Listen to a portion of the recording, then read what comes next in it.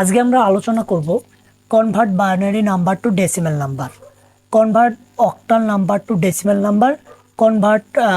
Hexadecimal number to decimal number. এই তিনটা আমরা যদি ডেসিমেল নাম্বার যে কোনোভাবেই রূপান্তর করি না কেন, যদি বাইনারি থেকে ডেসিমেলে, অক্টাল থেকে ডেসিমেলে এবং হেক্সাডেসিমেল থেকে ডেসিমেলে রূপান্তর করি না কেন, একই নিয়ম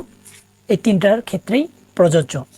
এই জন্য আমাদের কিছু নিয়ম মানতে হবে যে আমরা বাইনারি থেকে ডেসিমেলে যখনই যাব তখনই বাইনারির বেস দ্বারা ওই বাইনারির যে সংখ্যাটা থাকবে ওই সংখ্যাটাকে আমরা গুণ করব, ঠিক আছে।